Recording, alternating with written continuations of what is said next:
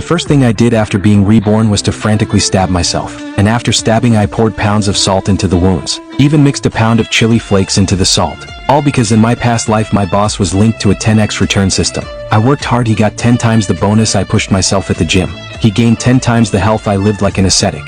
He partied every night yet his body kept getting better. And my girlfriend was his most capable accomplice. She forced me to quit smoking, drinking, and all my vices, just to purify my vitality, so he could siphon it more easily. After being reborn to make the boss feel 10 times the pain. That led to the opening scene. The next day I made sure to arrive at the office early, waiting for Xiao Bizan to appear at 8:50. He arrived, yet there was no sign of injury on him. His movements showed no discomfort. When his gaze swept over me, he even gave me a concerned smile. My heart sank into a bottomless abyss at that moment. Self-harm actually didn't work. Does his system only return the good and not the bad? That doesn't make sense either. Otherwise, why did Lily force me to quit my bad habits? Just as I was about to be swallowed by this despair, a familiar figure appeared before me. Honey, what's wrong? You look so weak. Is work stress too much? Don't put too much pressure on yourself. Maybe we can take a break this weekend. Go stay at a hot spring hotel in the suburbs and relax. Or I'll go to the gym with you tonight. Sweat out all that negative energy. Looking at her sweet smiling face, the fury, resentment, and despair in my heart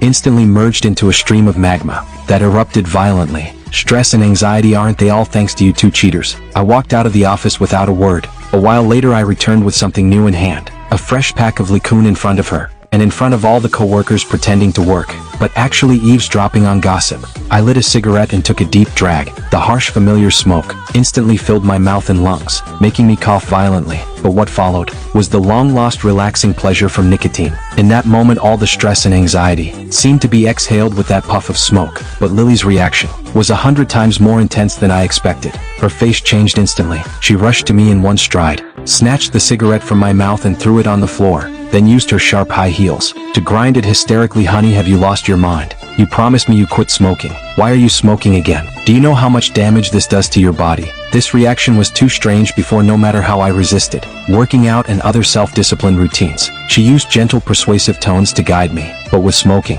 her reaction was so intense, so unhinged, as if I wasn't smoking but taking her life. I watched her body tremble slightly with agitation, looked into her eyes filled with fear and panic. A crazy, bold, earth-shattering idea, like a bolt of lightning piercing the darkness, instantly illuminated my chaotic mind. I get it, I understand everything now. Everyone in the office was confused by my sudden laughter. Honey, don't do this, you're scaring me. I know I was wrong, I shouldn't have yelled at you. I really do care about you. Care about me or care about Xiao Bizan? How that sentence was like a bomb, exploding right next to Lily's ear.